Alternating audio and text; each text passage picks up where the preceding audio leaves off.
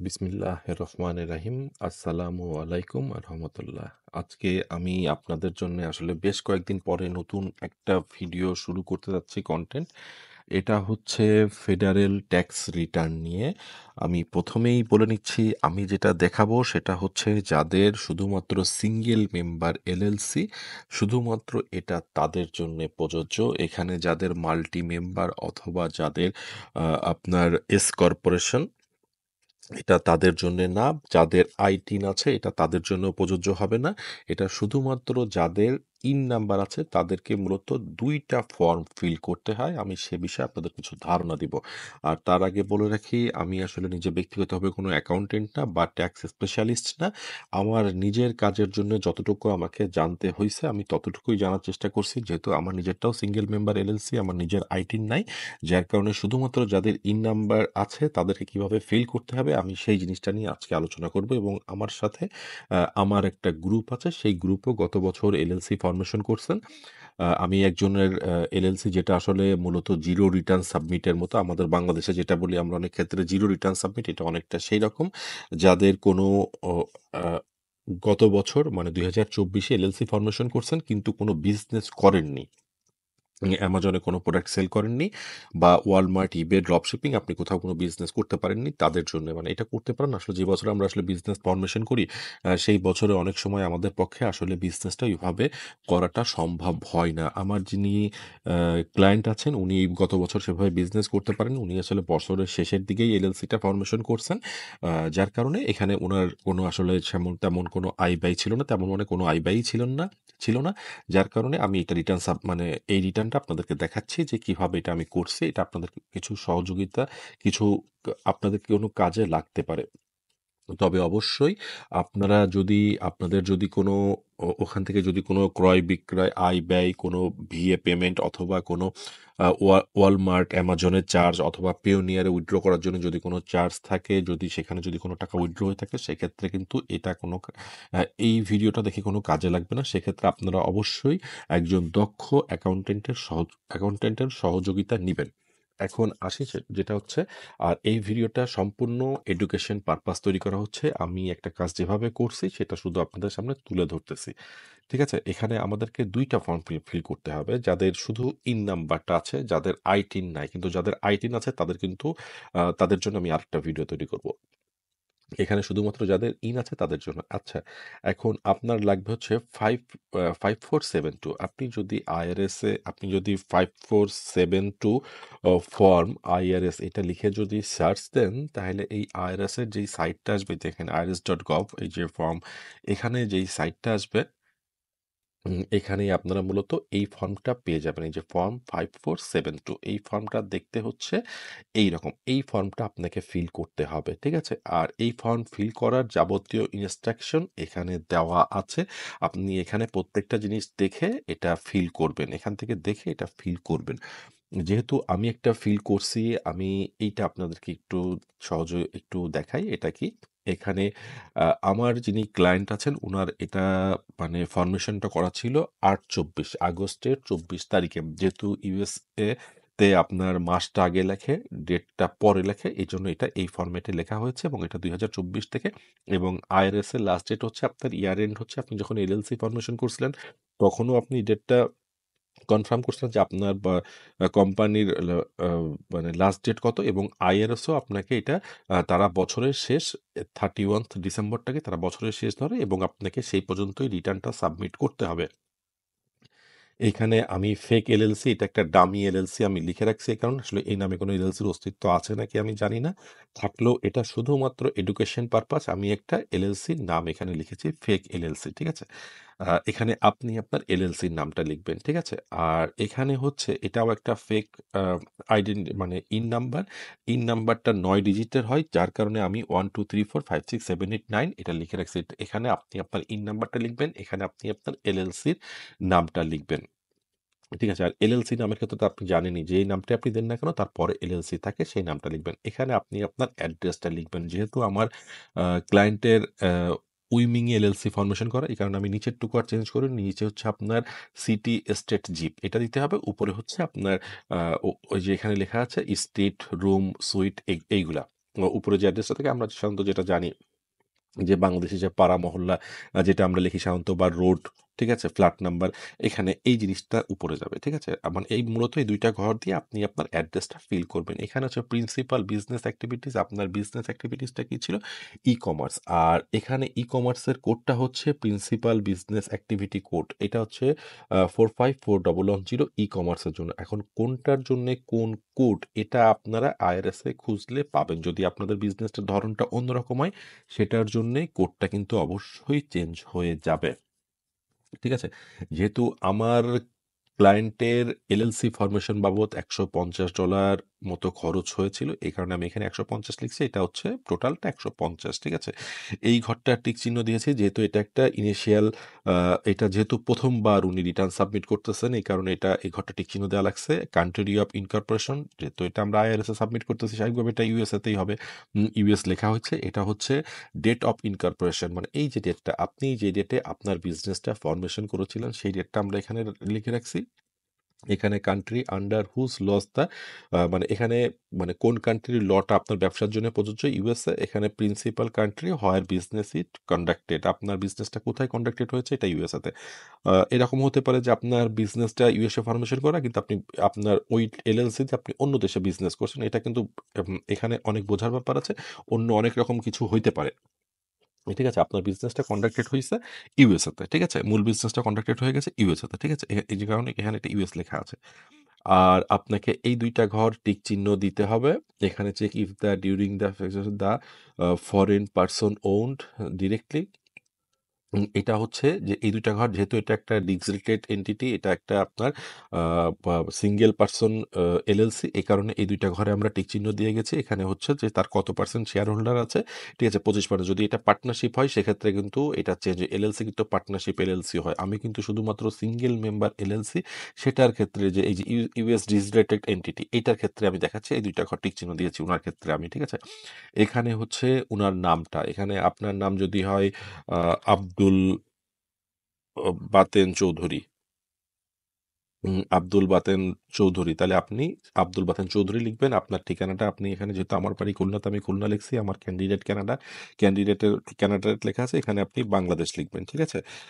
আর এখানে আমি একটা কথা তো কিন্তু আগেও বলেছি, এখনো বলতেছি যে যারা ইউএসএ তে আছেন তাদের, যারা ইউএস সিটিজেন তাদের রিটার্নটা অন্যরকম।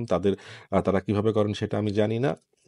যেমন বাংলাদেশে আমরা আমাদের টিনের মাধ্যমে রিটার্ন সাবমিট করি, ঠিক আছে?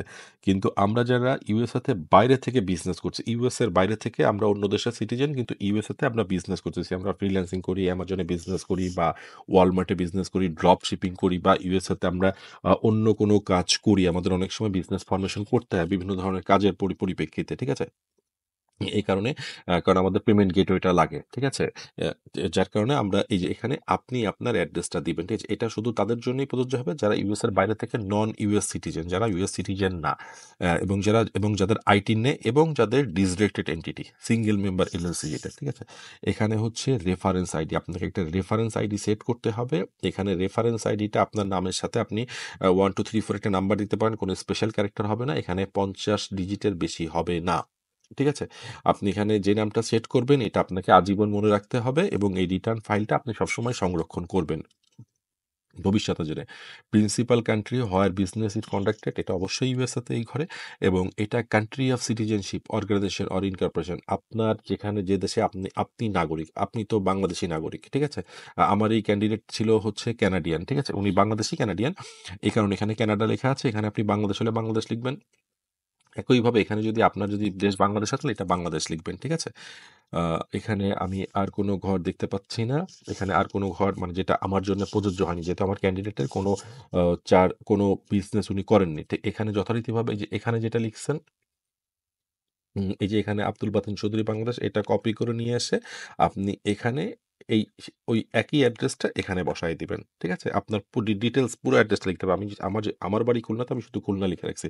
তার আগে এখানে দৌলতপুর বা আমার যে রোড নাম্বার, সে রোড নাম্বার, হাউস নাম্বার, সেগুলো কিন্তু সব এখানে লিখতে হবে। ঠিক আছে?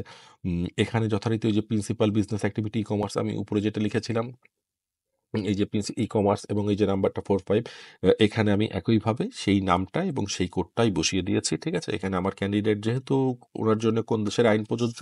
কানাডিয়ান। ঠিক আছে? উনি কানাডা লেখা আছে, আপনি বাংলাদেশ হলে এটা অবশ্যই বাংলাদেশ লিখবেন। ঠিক আছে? এটা কিন্তু আপনার কান্ট্রি অনুযায়ী হবে। এটা আ এটা কিন্তু ইউএস না, বাংলাদেশ। ঠিক আছে? এই ঘরটা হচ্ছে যে আপনার আয় ব্যয়ের, আপনার যে আমি ধরলাম আপনি অ্যামাজনে বিজনেস করেন। আপনি প্রোডাক্ট কিনেছেন $১,০০০ আপনার প্রোডাক্ট বিক্রি হচ্ছে $১,৪০০, আপনি ভি এর চার্জ দিয়েছেন $১০০। ঠিক আছে? আপনি আ আরো অন্যান্য কিছু চার্জ, যেমন অ্যামাজনের চার্জ দিয়েছেন, আপনি পিওনিয়ারের চার্জ দিয়েছেন। এখানে যাবতীয় এই জিনিসগুলো আপনাকে এখানে লিখতে হবে। যেহেতু আমার ক্যান্ডিডেটের কোনো খরচ ছিল না, এই কারণে আমাকে এই ঘরগুলো ফিল আপ করতে হয়নি।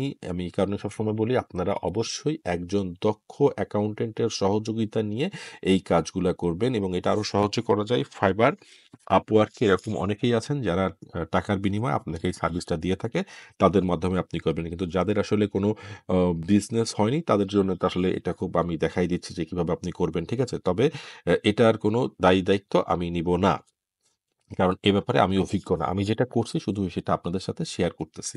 এখানে পার্ট 5 এ হচ্ছে আপনার এটা ইউএস রেজিস্ট্রেটেড এন্টিটি, আপনার মানে বিজনেসটা করতে কত টাকা খরচ হয়েছিল, এখানে এরকম কিছু বিষয় আছে। যে যার কারণে আমি এটা টিক চিহ্ন দিয়ে গেছি, এটাও টিক চিহ্ন দিয়ে গেছি। ঠিক আছে? আমি এটা কোন দেশ থেকে কিভাবে করতেছি এটা ঠিক জানি। এই ২ টার সাপোর্টিং আমি আরেকটা পেপারস তৈরি করেছি। সেটা হচ্ছে আপনাদেরকে এটা তৈরি করতে হবে। একটা হচ্ছে ফেডারেল সাপোর্টিং স্টেটমেন্ট। ঠিক আছে? এখানে দেখেন আমি এলএলসির নামটা, যেহেতু এটা আমার ক্লায়েন্টের এলএলসি ছিল, এখানে আপনার এলএলসির নামটা লিখতে হবে। এখানে আপনার এফ ইন আর ইন একই জিনিস। এটার নিচে আপনাকে ইন নাম্বার লিখতে হবে। এই যে ফর্ম 5472 পেজ 2 পার্ট 5, এই যে এখানে আমরা যেটাতে ছিলাম আ আ পার্ট 5, এই যে এটা আমরা পেজ নাম্বার 2 তে ছিলাম। এই যে পেজ নাম্বার 2 তে, ঠিক আছে? সেই জিনিসটা আমি এখানে উল্লেখ করেছি। এখানে লিখছি যে এই LLC, the company is a foreign owned single member LLC that is a disregarded entity for US federal tax purpose. The company was registered for e-commerce on Amazon within the US. This is filing the form. This form 5472 to disclose the initial transaction of company formation between the sole owner and Wyoming estate, যেহেতু এটা উইমিং এস্টেটে করা ছিল এ কারণে উইমিং estate লিখেছি, এবং registered agent. আপনি জানেন যে ইউএসএ বিজনেস ফর্মেশন করতে হলে একজন এজেন্টকে আপনার হায়ার করতেই হবে। এখানে সেটাই লেখা হয়েছে পার্ট 5 এর জন্য। Since the formation of this company it was not doing any business within or outside US, এটা ওই বছরে কোনো বিজনেস করেনি, ইউএস এর মধ্যেও না বাইরেও না। দ্য কোম্পানি ফরমেশন ক্যাপিটাল $150 খরচ হয়েছিল, সেটা আমি এখানে উল্লেখ করেছি। ঠিক আছে? আর এখানে 5472 part 2 part page 2 part 6, the company sole foreign member served as the managing member of the LLC and materially participating in the operations of the company. The foreign member is the citizen and resident of, উনি আমার candidate Canada ছিলেন, আপনি বাংলাদেশ হলে বাংলাদেশ লিখবেন, India হলে India লিখবেন, পাকিস্তান হলে পাকিস্তান লিখবেন, and perform all services while physically presence in Canada. যেহেতু এটা আমার ক্লায়েন্টটা ছিল, এই কারণে আমি কানাডা লিখেছি। এটা আপনি বাংলাদেশ হলে আপনি বাংলাদেশ লিখবেন। আপনি তো বাংলাদেশে উপস্থিত থেকে ইউএসএ বিজনেস করতেছেন, তাই না? এক্ষেত্রে এই ফর্মটা আপনাকে তৈরি করতে হবে। ঠিক আছে? আ আর এখানে এই ২ টা ঘর তো আমি দেখিয়ে দিলাম যে ২ টা ঘর টিক চিহ্ন দিতে হবে, যদি আপনার ওই বছর বিজনেস ফরমেশন করা থাকে। ঠিক আছে? এখানে এখানে প্রত্যেকটা জিনিস পড়তে হবে এবং বুঝতে হবে। এখানে বলা আছে, আপনার অনেক কথা বলা আছে। আমি যদি এগুলো বলতে যাই তাহলে এই ভিডিওটা আসলে অনেক বড় হয়ে যাবে। আর এখানে আপনি বাইরে থেকে কোনো প্রোডাক্ট কিনেছেন কিনা, মানে যারা মূলত প্রাইভেট লেভেল করেন তারা অনেক সময় China, Bangladesh, Vietnam, India, Pakistan বিভিন্ন জায়গা থেকে প্রোডাক্ট সোর্সিং করতে পারেন। তাদের ক্ষেত্রে কিন্তু এটা ইয়েস হবে। আর যারা হোলসেল করেন স্বাভাবিকভাবেই তাদের এখানে এটা এই সবগুলো ঘরেই নো হবে। ঠিক আছে? যেহেতু আমার ক্লায়েন্ট হোলসেল করেন, এ কারণে এগুলো নো আসছে। কিন্তু যারা বাইরে থেকে, বিদেশ থেকে প্রোডাক্ট নিয়ে আমেরিকাতে সেল করতেছেন, তাদের ক্ষেত্রে কিন্তু সব নো হবে না। সিঙ্গেল মেম্বার এলএলসি হলেও সব নো হবে না। এই ঘরগুলো পড়বেন এবং প্রত্যেকটা ইনস্ট্রাকশন, এই যে ইনস্ট্রাকশন এখান থেকে দেখে আপনি বুঝে যদি করতে পারেন, করতে পারবেন। ঠিক আছে? যেহেতু আমার ক্লায়েন্টের কোনো খরচ কোনো আয় ব্যয়ের হিসাব নাই গত ইয়ারে, এই কারণে এটা আমার জন্য সহজ হয়েছে। এখানেও তাই, এখানে নো, নো, এখানে আপনার আর এখানে আমি এই 5472 ফর্মে আর কোনো কিছু দেখতেছি না যেটা ফিল করার মতো। তবে আপনার যদি কোনো দেখা গেল যে আপনি অ্যামাজনে $2000 প্রোডাক্ট কিনছেন, এটা কিন্তু এখানে উল্লেখ করতে হবে। যেহেতু আমার ক্যান্ডিডেটটা ছিল না, আমি আবারও বলতেছি, যার কারণে এটা আমার জন্য অনেক সহজ ছিল করা এবং আমি তাকে করে দিয়েছি। এবার আসেন, আপনাকে আরেকটা ফর্ম ফিল করতে হবে 1120। আপনি যথারীতি যদি 1120 IRS ফর্ম লিখেন, তাহলে এই ফর্মটা চলে আসবে। এই ফর্মটা চলে আসবে। এই যে এটা হচ্ছে ফর্ম, ঠিক আছে? এই যে এটা হচ্ছে ফর্ম। আমি এটা আপনাদেরকে আমি একটা ফিল করা ফর্ম দেখাচ্ছি 1120। এই যে এটা একটা ফিল করা ফর্ম। এখানে যথারীতি আপনার নাম লিখবেন। আমি ফেক এলএলসি একটা রূপক অর্থে ব্যবহার করেছি, ঠিক আছে? একটা ডামি নেম এটা। এটা একটা ডামি আইডি, মানে ইন নাম্বার। এখানে আপনারা আপনাদের ইন নাম্বার দিবেন, এলএলসি নাম দিবেন, এখানে আপনাদের অ্যাড্রেস দিবেন, এখানে ডেট অফ ইনকর্পোরেশন। ওই যে আমি এই 5472 ফর্মে বলেছিলাম যে এখানে ইনকর্পোরেশন মানে আপনার বিজনেস কবে আপনি রেজিস্টার করেছেন, এই যে সেই ডেটটা, এই ডেটটা আপনাকে এখানেও দিতে হবে, ঠিক আছে?